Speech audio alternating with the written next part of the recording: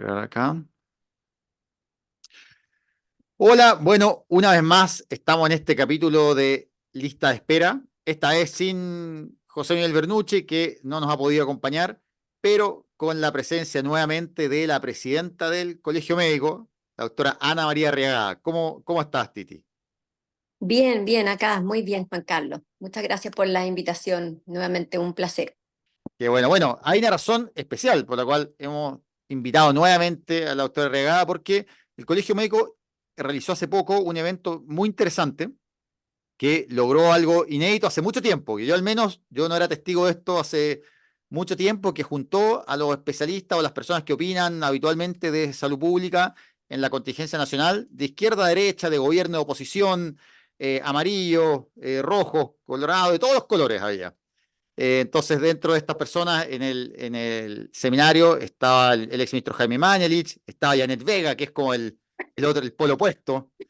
estaba, estaba Carolina Velasco, que era ex del CEP, de la Universidad de San Sebastián. Estaba también el doctor Bernardo Sandoval, que fue el diseñador, o sea, el creador del AUGGES. Y también, ¿quién más? Estaba Martorell, el doctor Martorell, que es el coordinador de la reforma de la salud del gobierno. ¿Quién más se me queda en el tintero, Titi? Estaba la Maicho Malí, la Gloria Enrique, estaba la decana de la Facultad de Medicina de la Universidad de Concepción. Estuvieron los dos subsecretarios, Osvaldo Salgado y también estuvo eh, la Andrea Albagli para dar el inicio al segundo día. Ya, Estuvo bueno, Hernán Sandoval, Rafael Urriola. y el doctor Juan Carlos Said también. También Juan Carlos Said, también, exactamente. Dejamos lo bueno para el final, lo mejor para el claro, final. bueno. Entonces, fue un Claro. panel bien diverso que tenía un objetivo que era conversar acerca de los 20 años del GES, entender un poco esta política pública, qué había significado para el país, lo bueno, lo malo, y ver cómo la podemos proyectar hacia el futuro. Entonces, ese es el objetivo un poco de este podcast. ¿Qué te parece a ti, Titi, en base a lo que pudiste ver en el seminario? Eh, ¿Cuál es la importancia del GES? ¿Cuál es el balance que haces de esta reforma luego de 20 años? A ver, yo creo que lo primero que quiero resaltar fue como las ganas que tenían las personas de compartir y de hablar de otros temas que no fueran solo la ley corta. Y eso desde el momento en que los invitamos. A cada uno de los invitados, cuando les propusimos esto, saltaron como de entusiasmo y tuvimos una reunión, un Zoom de planificación antes.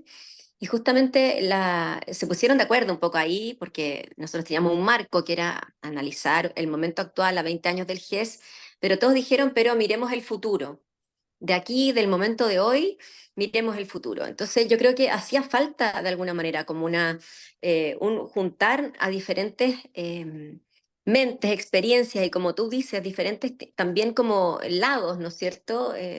Diferentes miradas para pensar el momento de Chile actual, porque está claro que de momentos convulsos como el de ahora, igual salen cosas distintas y efectivamente hay como una cierta, diría yo, acuerdo en que no es posible en un momento como el actual diseñar quizás una reforma, la reforma que todos querríamos, pero sí tener como ciertas miradas, ¿no es cierto?, para poder vislumbrar una salida.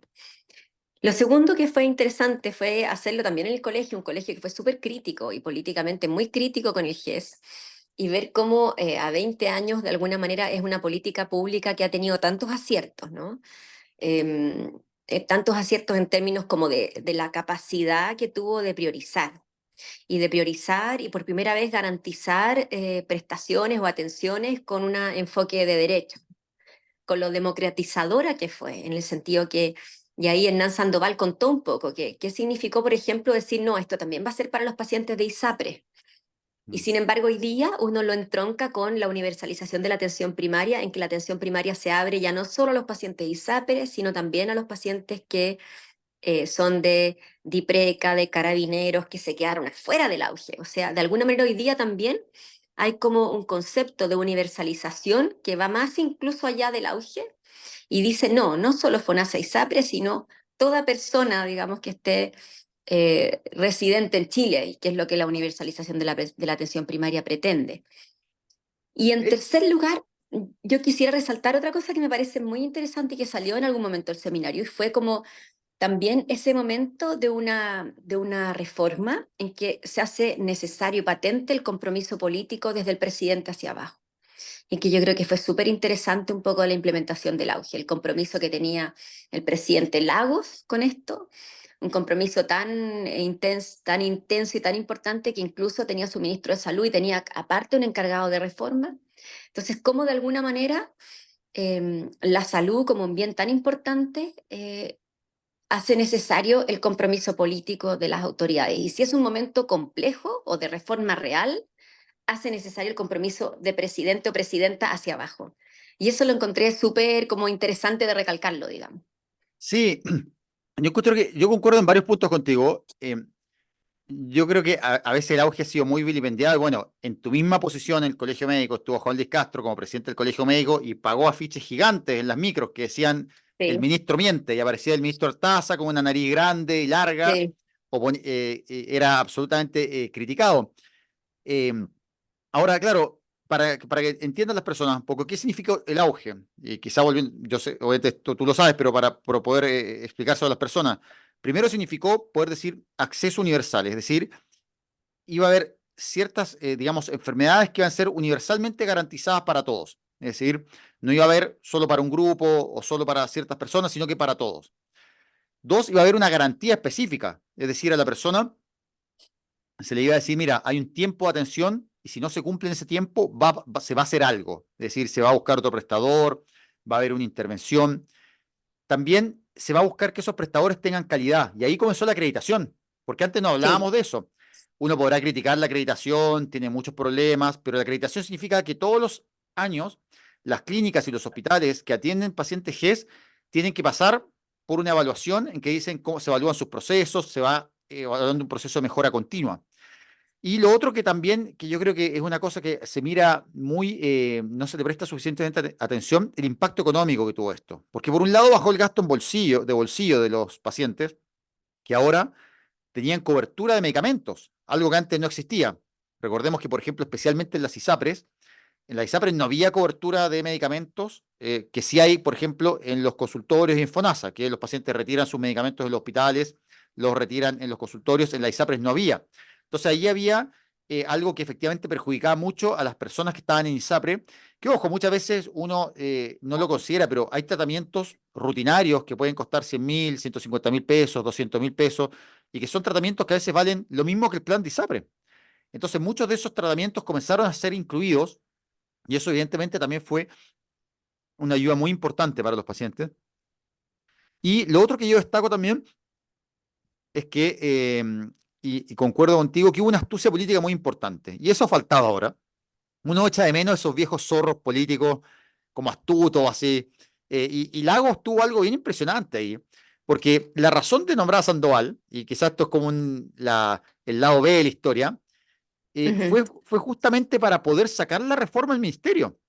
O sea, fue para poder reducir la influencia de los gremios de la salud y lograr la aprobación. O sea, fue decir, mira, ¿sabes qué? Si esto lo entramos en el ministerio, va a entrar a veces las dinámicas, a veces demasiado, digamos, institucionales, en donde, sí, o eh, coyuntural, o coyunturales. Entonces dijo, no, hagamos como un claro, camino paralelo. Y, sí, y lo que también yo creo que fue muy astuto fue simplificar el tema, porque en el fondo se estableció, y creo que eso es importante, que ha faltado ahora, priorizar. Porque digo, mira, esto va a priorizar ciertas enfermedades. Y creo que sí, eso es clave en toda política pública, porque uno dice, mira, todo es importante. No, si todo es importante, nada es importante. O sea, creo que uno no le puede decir, y uno lo ve en la misma atención con los pacientes. Uno siempre también, cuando uno atiende a un paciente, uno tiene a veces 15, 20 minutos, también le tiene que decir, mira, ¿sabes qué? Tú tienes 10 cosas, pero estas dos son las que las vamos a poner más empeño hoy. Y creo que eso fue muy relevante porque fue por primera vez, recordemos que la reforma de ISAPRES en los 80 no se hizo con una lógica sanitaria. Es decir, no se dijo, mira, ujú, vamos a cuáles son las enfermedades que afectan al país, cómo vamos a ver que. No, pero acá el GES tuvo una lógica sanitaria. Se dijo, mira, estas enfermedades representan aproximadamente el 65% de la carga de enfermedad del país. Entonces, vamos a exacto. priorizar estas porque son las más relevantes. Entonces, a mí, yo lo evalúo eso muy positivamente y creo que es algo que a veces se mire menos, como esa astucia política, no solo para priorizar, sino para generar un equipo paralelo. Y uno dice, mira, se critica mucho los 30 años, pero ojo acá, hubo algo que fue muy difícil de hacer, y que se logró finalmente. No sé cómo lo ves tú, Titi. Sí, yo creo que toda la primera parte un poco del seminario de reforma que fue analizar como epidemiológicamente Chile y también una parte del segundo día que fue analizar las redes y los tiempos de espera, un poco hablan de eso, ¿no? Como todos estos problemas que tenemos hoy parten de una base que también fue lograda y que obviamente no se va a retroceder y que tiene que ver con el auge. Y el auge, como lo explicaba también Rodrigo Salinas, un neurólogo muy brillante, que hace unas exposiciones además muy como lúcidas. Y Rodrigo decía en una de sus exposiciones que, claro, no hay ningún país que haya resuelto tener asegurado el tiempo en que te van a atender, el tipo de tratamiento que te van a dar y que salga con protección financiera. Eso, para todas las patologías, ningún país lo ha resuelto. Y Chile es interesante porque lo que hizo fue decir, vamos a resolver estas tres variables, que me atiendan con una cierta urgencia por una determinada enfermedad, no me den cualquier tratamiento, me den un tratamiento que va a estar comprobado en una canasta específica y con cobertura financiera, como no lo podemos hacer para todas las enfermedades, vamos a elegir por dónde partir. Y eso entonces yo creo que es el gran logro del auge, que claro, por supuesto deja cosas fuera, sin duda, y por eso, obviamente, el tema no pasa ahora por seguir engordando el auge, digamos, sino que más bien dejar el auge en su lugar para ciertas patologías, a lo mejor ir consignando cierto aumento, pero hoy día también mirar las otras cosas que se nos quedaron afuera. Y ahí yo veo como en la primera un poco el tema prevención, determinantes sociales, todas las cosas que determinan la salud de una persona y que no son necesariamente como un foco de la medicina, y en ese sentido también agradezco la presencia de la Janet Vega y también de Bernardo Martorell, que han estado trabajando en la universalización de la atención primaria, pero también en la relación de la atención primaria, por ejemplo, con el ministerio, con otros ministerios, el Ministerio de Desarrollo Social, y un poco metiendo la mirada de que también donde uno nace, la cercanía que uno tiene de buen transporte, del ambiente limpio, de agua potable, de educación, también determina la salud, ¿no? Y eso es como quizás algo que obviamente no cabe dentro del auge, pero sí cabe en la pregunta de, bueno, ¿qué salud queremos para nuestro país en Sí, los años que vienen? totalmente de acuerdo. Y creo que muchas veces se olvida, a veces se da, yo me acuerdo de unas críticas que se hacían al auge, decía, mira, pero es que este medicamento quizá no es el más nuevo, no es el más moderno, no es el más efectivo. ¿Ya? Y uno decía, sí, pero muchas veces los logros más relevantes en salud no se dan por darle el medicamento más caro a un par de personas, sino por darle un medicamento que funciona razonablemente bien a todos. Y Exacto. creo que en eso el auge fue muy relevante. Y de hecho yo pongo siempre este ejemplo. No sé si tú sabes, pero en Estados Unidos hay una crisis de insulina. Es decir, el país más rico del mundo, que gasta el 16,9% del PIB en salud. ¿Ya? O sea, es un país que realmente gasta muchísimo en salud. Por otro lado, tiene 26 millones de personas sin seguro de salud y 1 millón de diabéticos que no tienen acceso adecuado a insulina y que a veces, por ejemplo, postergan dosis de insulina o, digamos, terminan hospitalizados porque no pueden acceder a ella por los elevados costos. Entonces, Ujú. imagina eso. O sea, quiere decir que lo que hizo Chile es muy notable, porque, por ejemplo, los Sí, po. medicamentos para la diabetes están incluidos en el GES, están garantizados y se dan en los consultorios. Eso es algo que no lo hacen todos los países y que incluso un país que tiene muchos recursos, si no los enfoca adecuadamente, eso no es suficiente, digamos, el solo gastar, si no se decide cómo, en qué, con una dirección, no resuelve los problemas de salud por sí solos. Ahora, claro, uno se pregunta, bueno, el GES también dejó problemas, ¿no? Dejó, Sí, como toda reforma, porque también, como yo siempre digo, el que inventó los barcos también inventó los naufragios. O sea, acá, entonces, siempre hay algo que uno crea que resuelve un problema y va a haber siempre problemas. Y creo que también hay que entender la salud como un proceso de mejora continua. Es decir, se inventa un tratamiento, mejora algo, pero también genera, no sé, algún efecto adverso. Esa es parte de la evolución del conocimiento médico. ¿Cuáles crees tú que son esos problemas que el auge eh, que dejó, quizá que no los trató, o problemas que quizás generó el mismo auge? ¿En qué cosas ves tú ahí? bueno, y en primer lugar creo que claramente dejó afuera la promoción como un lugar real donde hay que efectivamente invertir recursos y además como tener claro que esos recursos invertidos ahorran también recursos que luego se van a tener que invertir en morbilidad o peor aún en aceptar como cifras de mortalidad por enfermedades que son prevenibles si promovemos la salud efectivamente. En segundo lugar, se enfocó harto como en hospitales, en complejidad, ¿cierto? Cáncer, y de alguna Mm. manera como no fortaleció lo suficiente la atención primaria. Por eso es interesante la mirada hoy día de la universalización de la atención primaria. Y además, siempre que tú priorizas, claro, dejas pacientes al lado que tienen patologías que probablemente por carga de enfermedad no son tan importantes, pero que finalmente afectan a un número de personas y van quedando como a la cola. Y estoy pensando, por ejemplo, en varices, ¿no?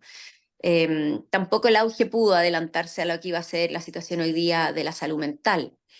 Entonces yo creo que el mismo enfoque de calidad, y a eso los invito a ver la presentación de la Maicho Malí, ¿no? Que la hace en el segundo día.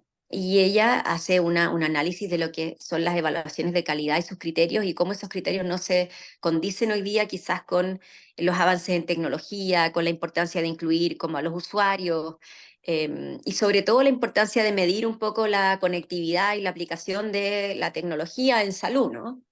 Entonces yo creo que efectivamente el auge ha sido una política muy exitosa, quizás de las más exitosas en salud pública de este siglo, pero sin duda requiere como una mirada distinta o una complementariedad hoy día con otras políticas que vayan a fortalecer lo que el auge no abordó en el fondo.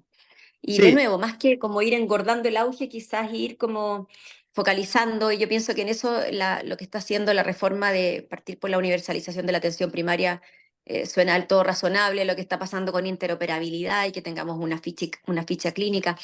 Fíjate que así, esta semana se presentó un estudio en que está participando Chile y la Escuela de Salud Pública sobre equidad en el diagnóstico precoz de cáncer y mostraban algo tan increíble que la trayectoria desde que tú consultas por síntomas de un cáncer hasta que te diagnosticas, cuando el paciente mezcla el sistema público, pero además consulta en el sistema privado pensando que va a cortar el tiempo se alarga. Los pacientes, en cambio, que perseveran en el sistema público demoran menos tiempo en tener su diagnóstico. Y eso suena tan brutal porque uno pensaría que la persona cuando consulta por modalidad libre elección a un doctor en el sistema privado cree honestamente que va a tener acceso a los exámenes más rápido, a un diagnóstico más rápido, y no es así, porque finalmente al volver a engarzarse en el sistema público hay una desconexión. mm. Entonces, en el fondo, eh, cambiaría eso, ¿no? Y haría mucho más rentable lo que es pagar una ida y comprarte el bono y ir a ver a un doctor en el sistema privado si los sistemas fueran efectivamente interoperables entre sí. No, estoy Pero hoy el totalmente de paciente acuerdo. pierde Hay, tiempo y pierde recursos. hay un tema que no resolvió el auge, que fue la integración. Y de hecho, Exactamente. nuestro sistema, una de las críticas que se le hace es que es extremadamente fragmentado y uno lo ve todo el tiempo. O sea, creo que, por ejemplo, un médico que atiende por FONASA en una clínica y diagnostica, por ejemplo, un cáncer gástrico, si el paciente no tiene los recursos, por ejemplo, para atenderse por libre elección en la clínica, que usualmente no lo tiene porque FONASA da buenas coberturas ambulatorias, pero bajas a nivel hospitalario en las clínicas, ese paciente tiene que volver al consultorio, es decir, no puede ser derivado, por ejemplo, al cirujano digestivo, no puede ser derivado directo a gastroenterología, no, tiene que ir eh, al, eh, al Al consultorio, CESFAM. al CEFAM. Entonces parte de nuevo. Si bien, Exacto. no hay ficha clínica, entonces muchas veces a mí me ha tocado estar de las dos partes, me ha tocado estar en la clínica, me ha tocado estar en el hospital, que de repente el paciente, Sí. por ejemplo, le hicieron una biopsia en la clínica y uno no tiene acceso a esa biopsia, no tiene acceso al escáner, tiene que pedir de nuevo el escáner, pedir de nuevo la biopsia, o sea, se duplican tratamientos, se atrasan las terapias y yo creo que ahí uno de los temas en que falló el auge es que fue justamente eh, se buscó una integración, se buscó mayor solidaridad del sistema, en concreto creando un fondo común FONASA y SAPRES. Eh, pero, o sea, un fondo que permitiera mayor solidaridad en el sistema y que permitiera, por Sí. ejemplo, que efectivamente, eh, si digamos que el dinero fuera efectivamente a quien estaba enfermo y no quedara solamente, no sé, como utilidad para un seguro. Ujú. Pero ese fondo no se pudo aprobar porque, bueno, en su momento estuvo esta amenaza del Tribunal Constitucional, en ese momento quizás lo hemos conversado otras veces en el chat, pero cuando se propuso el fondo común, por un lado, la derecha, en concreto el INMATEI en su momento y el senador Alberto Espina, amenazaron con ir al Tribunal Constitucional, fondo diciendo que la cotización eh, era individual. Y al mismo Ujú. tiempo, la izquierda también se opuso a este fondo común, pensando que era de alguna forma que iba como a institucionalizar a las ISAPRES. Entonces, como Ujú. que no hubo una visión no se logró un acuerdo en una forma que efectivamente avanzara en mayor solidaridad y se mantuvo esta fragmentación. Y creo que eso al final cada día nos pasa más la cuenta, porque efectivamente nuestro sistema ya está en una situación en que no puede, no funciona, de hecho, no funciona separado, Sí, funciona muy integrado, pero una sí. integración a medias. Y esa integración a medias nos termina saliendo más caro y creo que la solución evidentemente es avanzar a una mayor integración, porque eso ya está ahí y es de lo que más nos beneficiamos. No sé qué piensas tú al respecto. Yo creo que sí, yo creo que hubo como dos momentos en que quizás analizamos un poco las falencias, ¿no? De la red, tanto incluso de establecimientos que son autogestionados. Lo analizamos en conjunto con una directora de servicio, ¿no?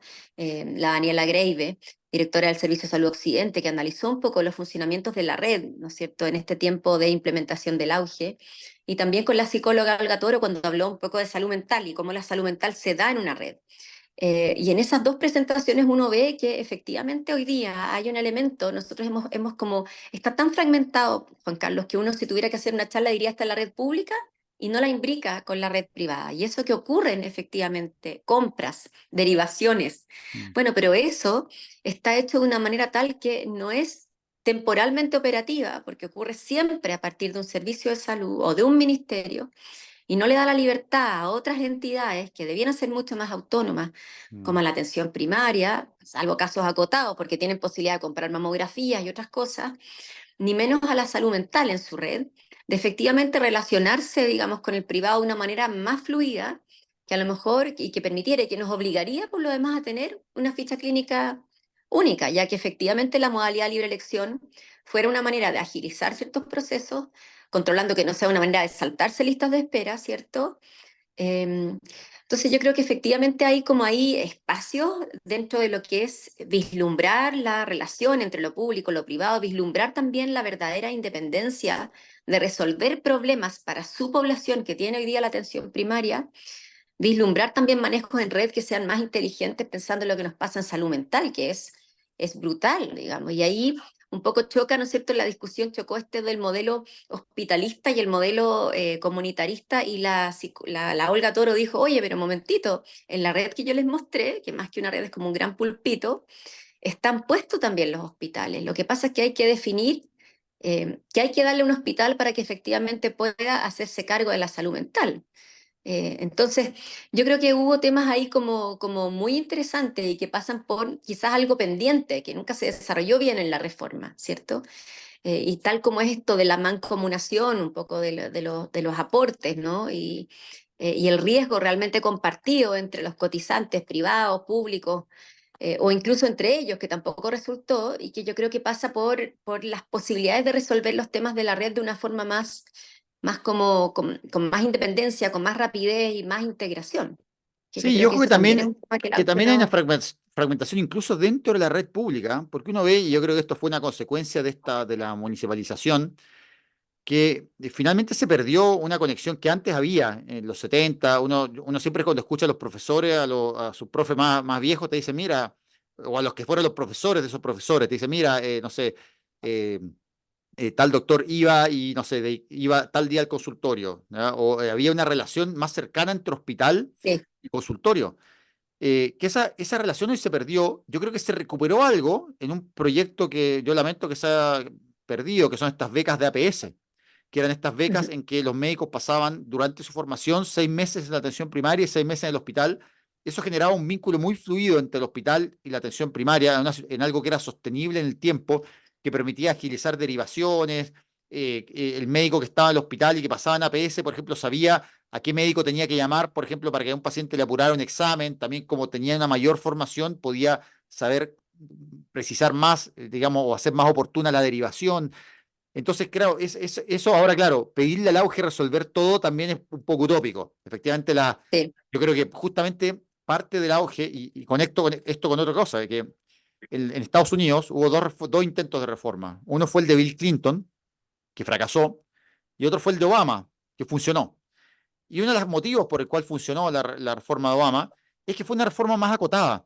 Bill Clinton tenía una reforma que, si uno la lee, era una reforma mejor. Tenía las cosas más claras, enfrentaba distintos aspectos del problema. Pero justamente pasa en salud que cuando uno trata de hacer la solución más grande y más compleja, que del punto de vista técnico es bueno, disminuye radicalmente las posibilidades de que sea aprobado, porque Mm, todos tienen algún motivo por el cual oponerse. Entonces yo creo que justamente muchas de las cosas que se le critican al auge son las cosas que permitieron que fuera aprobado. O sea, creo que si el ujú. auge hubiera sido mucho más ambicioso, hubiera hecho, mira, y además vamos a desmunicipalizar la PS, y además, no sé, vamos a hacer la ficha integrada, y además, y además, y además, o sea, nos habríamos quedado sin pan ni pedazo. Entonces, Exacto. creo que esa astucia fue parte del que lograba aprobarse, y yo comparto contigo, eso sí, que yo diría que hubo dos problemas. Uno, que cosas de aspecto preventivo, te doy un ejemplo, el auge no cubre, por ejemplo, tratamiento para dejar de fumar.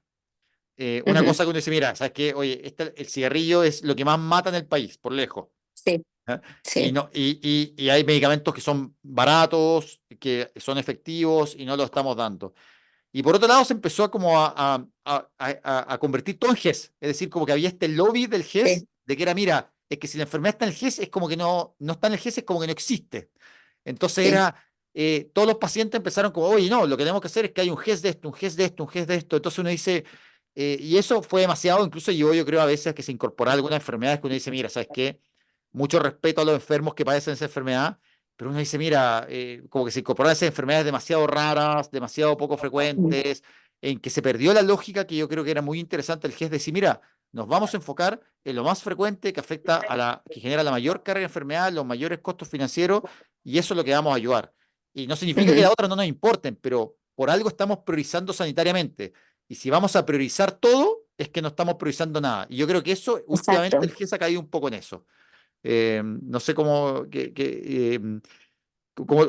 ¿y cómo ves tú que las lecciones aprendidas del GES se pueden implementar en lo que viene? Porque digamos, este seminario habló de lo que hicimos y también de lo que va a venir en el futuro. Lo que pasó y lo que no pasó en el GES. ¿Cómo lo aplicamos a lo que está pasando ahora y qué podría suceder en el futuro?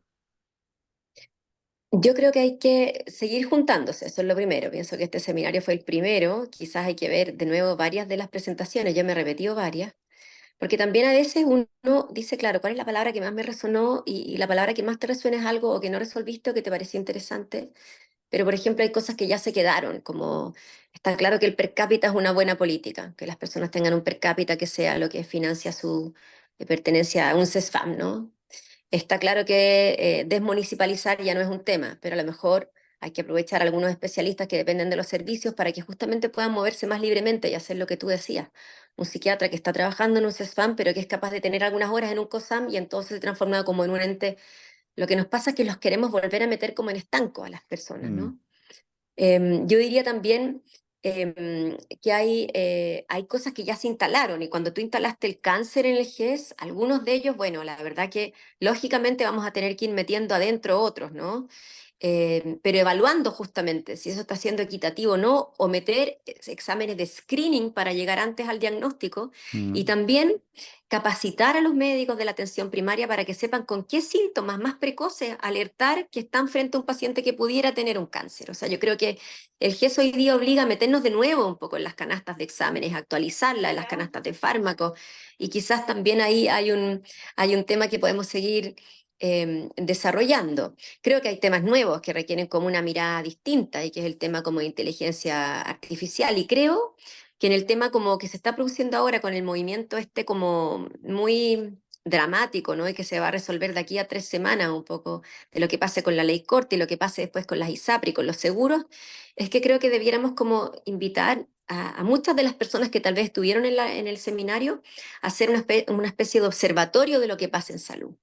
Yo creo que hay que poner como la mirada en la fiscalización, hay que poner la mirada en la regulación, hay que poner una mirada que permita como ir censando lo que nos va a pasar de aquí a 2, a 3, a 5 y a 10 años con los cambios que vayamos como metiendo en la ecuación. Y creo que ahí quizás el mundo académico, y no solo académico, el mundo político, el mundo de los saludistas, los gestores, los médicos que también atendemos pacientes, debiéramos formar una especie de como observatorio, ¿no? Para ir analizando lo que nos va a ir pasando con diferentes como puntos de la salud, con las decisiones que vayamos tomando, para que podamos como retrotraer de algunas o profundizar otras en la medida que esto vaya pasando. A mí lo que me pasa es que siento que hoy día como que se ha perdido la observación, ¿no? De como que no hay que ganas de formar un verdadero como observatorio de salud. Porque, por ejemplo, lo que dijeron los economistas que estuvieron ahí presentes, o lo mismo que dijo Camilo Cid, que es como un poco FONASA se está moviendo, se está modernizando, está preparándose para recibir más personas de diferentes maneras. La Carolina Velasco dice, sí, seguros primarios o secundarios, todos podrían funcionar si es con regulación. Bueno, ¿quién va a regular eso? ¿Bajo qué parámetros en el fondo? Entonces yo creo que es como interesante tomar, que pudiéramos tomar en seminarios que sigan o en conversaciones que sigan, unos 10, 15 parámetros de la salud en Chile que debiéramos estar mirando activamente, y no desde el ministerio, sino como desde un lugar un poco más independiente, ¿no? Para ir viendo cómo se va moviendo Sí, yo creo que la salud también, de las personas. yo estoy de acuerdo, creo que a nuestra institucionalidad les falta independencia. Es decir, creo que Sí, po. acá eh, funcionamos mucho con una lógica de que el que llega al gobierno captura todo. Se queda con Ujú. FONASA, se queda con los hospitales, se queda... y creo que eso no le hace bien al país. Uno ve, por ejemplo, lo que sucede en Inglaterra, que a pesar de que es un sistema con un rol muy importante del Estado, los hospitales son administrados por trust. O sea, es decir, son verdaderas fundaciones que tienen participación de la sociedad civil, y los pacientes que participan ahí, porque participan pacientes en la administración, no son lo que se ha llamado comúnmente el paciente come galletas, ¿no? Que es este paciente Sí, que lo invitan como a las reuniones, se come una galletita, pero como que su opinión está, pero no cuenta. Acá sí, efectivamente hay una participación efectiva en los directorios de pacientes, de profesionales de alta dirección pública. Estos trusts además tienen mayor libertad. Eh, y hecho que les permite eso, por ejemplo, recurrir, por ejemplo, como son una fundación, pueden colaborar con instituciones privadas que no se les puedan aportar financiamiento, ¿ya? Para, por ejemplo, no sé, ampliar un área oncológica. Por ejemplo, si una empresa quiere donar dinero, por ejemplo, para financiar un área oncológica. Y eso pasa en Inglaterra en una digamos, institucionalidad que es esencial, muy estatal, pero que tiene sí, esta independencia en donde incluso pueden colaborar con privados, cosa que en Chile no está. O sea, creo que tenemos una institucionalidad muy rígida que no le sí, permite a los hospitales como flexibilidad, no les permite como independencia de su presupuesto. Si hacen eficiencias, por ejemplo, eso le significa que les recortes de presupuesto al próximo año, es decir, como que las eficiencias no les permiten, por ejemplo, decir, oye, fui eficiente en esto, entonces me quedo con esta platita. No, si fue eficiente en algo, le dicen, no, esta platita el próximo año no llega. Entonces hay como algunos claro. incentivos perversos en la gestión. Entonces creo que eso, yo creo que también es un problema. Obviamente eso no tiene que ver con el GES, pero son temas que efectivamente tenemos que enfrentar. Y ahora para ir terminando, ¿cómo ves? Porque ya estamos, es inevitable tocar este tema, todos nos van a preguntar. El 12 de Sí. mayo se vence el plazo para que se aplique el fallo. Entonces yo te hago dos preguntas. La primera sería, ¿se va a lograr un acuerdo o no? Y dos, ¿qué pasa si no se logra un acuerdo? A ver, si se va a lograr un acuerdo, nosotros esperamos que sí. La verdad que tenemos como un pedido cada vez más concreto y acotado que hacer en la comisión mixta, que pasa por, obviamente, dar viabilidad dentro de lo que se pueda a las ISAPRES para evitar que quiebren y que arrastren con eso a los prestadores privados y a los médicos que trabajan en el sistema privado. Para eso nos parece fundamental preservar el alza al 10%, los planes de pago. Por supuesto, nos parece súper interesante la propuesta de que el plan de pago sea acotado a la edad del usuario y de la persona, ¿no? En segundo lugar, vamos a Claro, plantear también eso si para explicárselo a las personas, lo que se está diciendo es que, por ejemplo, a una persona de 80 años, por ejemplo, se le pague primero, porque obviamente si le dicen que te voy claro, a pagar, no sé, exacto. en 10 años y tú tienes, no sé, Sí, 95, como que parece sí. que te están haciendo como trampa. Claro, yo quiero vivir hasta los 90 porque mis años son buenos, pero no para que me paguen una deuda, digamos. Sí, sí. Eso. Eso. En segundo lugar, vamos a pedir algunas medidas concretas de protección hacia el trabajo médico y que pasen porque si efectivamente hay una situación de insolvencia, los médicos se nos pague la deuda por el trabajo que hemos hecho y no se nos adeude en un lugar de pago de la deuda que sea como muy abajo, digamos, y que no nos asegure un pago por los servicios que prestamos. Ojalá también vamos a pedir que haya créditos blandos para apoyar a las clínicas privadas. y vamos a seguir pidiendo un gobierno corporativo para FONASA. Entonces son pedidos bien concretos que vamos a hacer en la comisión mixta, pero el principal llamado, yo creo que tengamos una ley corta depende hoy día del mundo político. El mundo político tiene que estar hoy día a la altura en varios temas. Y si uno piensa en los temas principales por los que pasa el país, el tema de seguridad, el tema de salud, el tema de pensiones, lo que se ve, la verdad, es una falta de salir de tu posición a lo mejor valórica hacia un lugar que ponga en el centro el bien común de las personas. Y nosotros lo que le vamos a pedir al mundo político, y vamos a ir directamente a la comisión mixta, es pedir que pongan al centro a los pacientes y que por supuesto preserven eh, la medicina donde sea que se dé, en el sistema privado también, como un lugar donde se atienden a las personas enfermas y queremos preservar eso sin lugar a dudas. Sí, yo Si estoy no de se acuerdo aprueba contigo. y no, Creo que hemos caído en una situación en donde hay algunos que se imaginan que en algún momento van a gobernar sin oposición.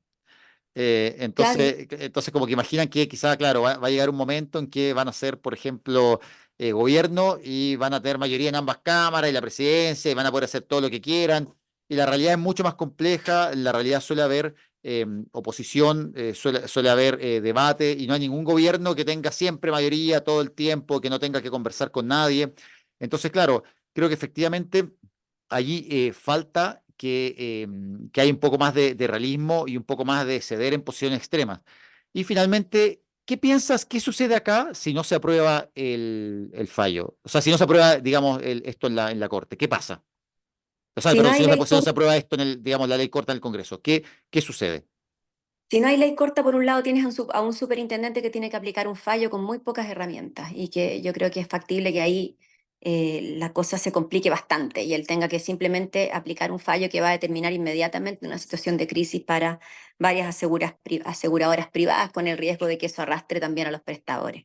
Y por otro lado, si no hay una ley corta, eso va a obligar también al Ejecutivo a plantearse a lo mejor algunas medidas directas para evitar una crisis. Y ese es un lugar para el Ejecutivo bastante incómodo, pienso, políticamente. No es fácil y yo creo que está claramente la situación entre dos bandos, ¿no? Como que el legislativo quiere que el Ejecutivo esto le reviente y ninguno de los dos piensa que la verdad lo que corresponde hacerlo por las personas es resolverlo hoy, porque esto tampoco Mm. resuelve el sistema y porque si no se resuelve bien y efectivamente hay insolvencia de 2 o 3 ISAPRES y con eso un peligro para muchas instituciones privadas, el problema de salud que se va a desarrollar va a afectar a este gobierno y a los dos que siguen.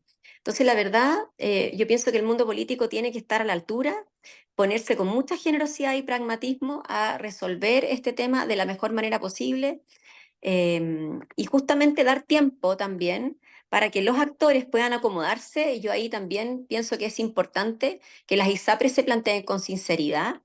Si es que tienen una ley corta que de alguna manera las estabilice, que se planteen con sinceridad si quieren asumir el lugar de seguros privados distintos, como los que pasan en el mundo desarrollado, con otros niveles de regulación, con otros niveles de estándares y con una mirada de seguridad social en el fondo.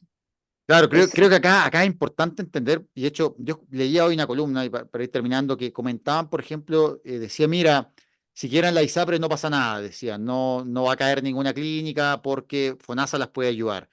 Y yo creo que me parece poco realista, y de hecho te lo comentaba cuando conversábamos Mm. antes de partir de este podcast, que efectivamente no se necesita que la ISAPRE desaparezca, basta que la ISAPRE, por ejemplo, que un par de ISAPRES, digamos, tengan dificultades para los pagos 3, 4 meses, y eso a una empresa, a una clínica, la liquida, es decir, Sí, porque sí, no tiene cómo mantener ese flujo, nadie le va a prestar, simplemente porque efectivamente nadie le presta a una empresa que está realmente en dificultades o que piensa que lo que está haciendo puede no funcionar en el futuro. Entonces, pueden caer en insolvencia y eso es suficiente para que quiebren. Es decir, cuando, digamos, no es necesario que, por ejemplo, que caigan todas las ISAPRES. Por ejemplo, si una grande de la cual una clínica depende, o recibe el 20, el 30% y sí, recibe un financiamiento que por el valor de los aranceles muchas veces subsidia a lo que hace FONASA. Entonces eso puede ser exacto. suficiente para que caiga esa clínica y también se afecten pacientes de FONASA que se atienden ahí. Y lo otro es que FONASA hoy en día, porque mucha gente dice, mira, pero es que en la pandemia FONASA pudo pagar en las clínicas. Sí, pero en la pandemia estamos en estado de emergencia. Es decir, FONASA Sí, podía literalmente tomar billetes del bolsillo y pasárselos a dedo a alguien. ¿Ya? Sí. Y eso efectivamente no lo puede hacer hoy en día. Hoy en día tendría que, digamos, licitar, tendría que alguien, y son cosas que una licitación o un proyecto de ley que ayude financieramente a las clínicas no se va a aprobar en un día. Imagínense lo que llevamos aprobando la ley corta. O sea, la ley Sí, corta, ¿no? llevamos más de un año y no nos ponemos de acuerdo ni siquiera en las cosas más básicas. Entonces uno dice, mira, ¿qué va a pasar con esto? Si me dicen, mira, no, la solución es que FONASA se ponga con plata, bueno, va a haber que aprobar una ley y esa ley no se va a aprobar en un mes. Entonces, si una ley de ayuda a las clínicas se demora un año, ya llega tarde. Entonces, creo que hay que ser realista Sí. también y no jugar con fuego, porque también uno puede decir, no, mira, es que si, o sea, la situación está muy en límite, pero hay que entender que lo que está en riesgo también es también la disponibilidad de camas, la disponibilidad de lugares de atención para el sistema de salud. Entonces, yo, y lo he hecho muchas veces en este podcast, no soy partidario de la ISAPRE, pero eso no equivale a decir que hay que dejarlas caer de un minuto a otro y que el sistema se acabe, sino que hay que transitar un sistema distinto en una forma ordenada. Eso es exactamente lo que nosotros como colegio médico de alguna manera hemos acordado como línea. Nosotros queremos tener la suficiente y necesaria calma para poder con todos los actores de este país, que hay muchos actores. De hecho, el seminario Reforma dejó gente afuera. Hay mucha gente talentosa con experiencia en gestión, economistas de la salud, académicos, salubristas, médicos, exdirectores, en fin, que tienen un montón de capacidades para ponerlas al servicio de llevar al país a una situación de salud mejor. Pero eso implica un tránsito. Y eso no puede ser a costa de dos o tres ISAPRES quebradas, más las clínicas, especialmente en regiones o centros médicos que estén en situación de insolvencia. No queremos eso. Entonces el llamado justamente es a tratar de evitar esa situación para que podamos con calma efectivamente preguntarnos, bueno, a 20 años del GES, ¿para dónde queremos ir? ¿A dónde queremos llegar? ¿Bajo qué valores, qué principios? Porque yo creo que hemos aprendido harto y que tenemos como harta experiencia como país y hemos pasado por cosas bravas y las hemos logrado resolver, pero eso no quiere decir que podamos resistir a todo. Y yo creo que aquí lo que hay que evitar es una crisis mayor que justamente nos distraiga y que sea un dolor de cabeza y un sufrimiento y un costo que lo van a pagar primero los enfermos y obviamente después también los que trabajamos en salud. Sí. Bueno, para terminar, obviamente, como siempre, agradecerte, Titi.